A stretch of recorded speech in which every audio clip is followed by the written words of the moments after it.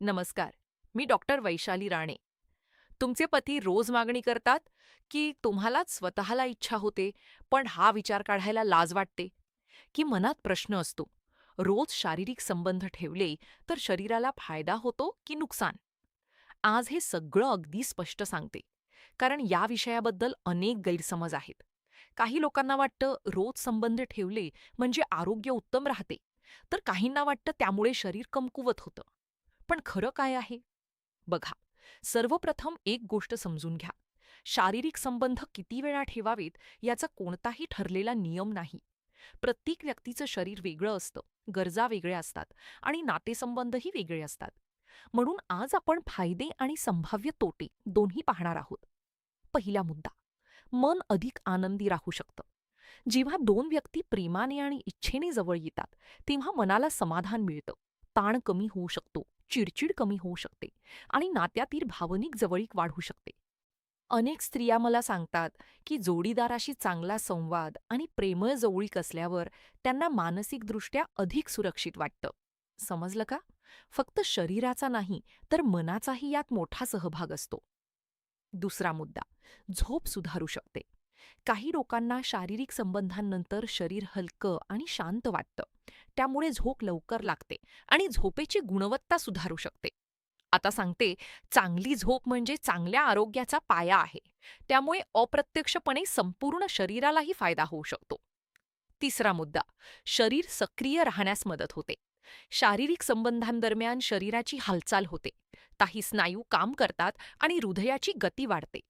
मात्र एक गोष्ट लक्षात ठेवा, हे चालणे, योग किंवा नियमित व्यायामाची जागा घेऊ शकत नाही. त्यामुळे वेगळा व्यायाम आवश्यकच आहे. आता येऊया त्या गोष्टींकडे ज्याबद्दल लोक कमी बोलतात. चौथा मुद्दा, शरीराचे संकेत दुर्लक्षित करू नका.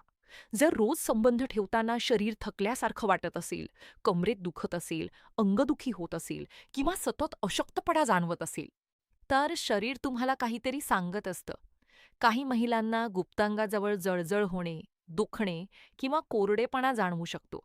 काही पुरुषांना देखील अस्वस्थता, वेदना किंवा थकवा जाणवू शकतो. कधीकधी झोप कमी होणे, चिडचिड वाढणे किंवा विनाकारण मूड बदलणे यासारख्या गोष्टीही दिसू शकतात. बघा, हे सगळं प्रत्येकामध्ये होईलच असं नाही. पण जर अशी लक्षणे वारंवार दिसत असतील, तर त्याकडे दुर्लक्ष करू नका. कारण निरोगी संबंध म्हणजे दोघांच्याही शरीराचा आणि मनाचा आदर. पाचवा मुद्दा, स्वच्छता आणि संसर्गाचा धोका. हा विषय खूप महत्वाचा आहे. विशेषतः महिलांमध्ये योग्य स्वच्छता नसेल तर लघवी करताना जळजळ होणे, वारंवार लघवी लागणे किंवा खालच्या पोटात त्रास होणे अशा समस्या निर्माण होऊ शकतात. अनेक वेळा यामागे मूत्रमार्गातील संसर्ग असू शकतो. काही लोकांना खाज येणे, जळजळ होणे किंवा अस्वस्थ वाटणे अशा तक्रारीही होतात. म्हणून स्वच्छता, पुरेसे पाणी पिणे आणि शरीरातील बदलांकडे लक्ष देणे खूप आवश्यक आहे. आता सगळ्याचा सारांश सांगते. रोज शारीरिक संबंध ठेवणे हे स्वतःमध्ये ना चांगलं आहे ना वाईट. जर दोघांची इच्छा असेल, शरीर निरोगी असेल, कोणतीही वेदना किंवा त्रास नसेल आणि नात्यात प्रेम व आदर असेल, तर ते पूर्णपणे सामान्य असू शकतं.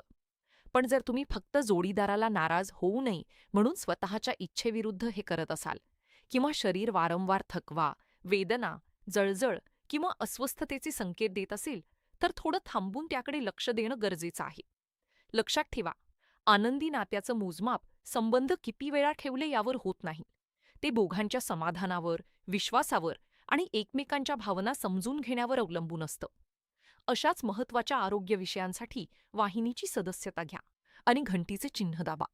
ही माहिती फक्त शैक्षणिक उद्देशासाठी आहे. वैयक्तिक समस्यांसाठी आपल्या डॉक्टरांचा सल्ला घ्या.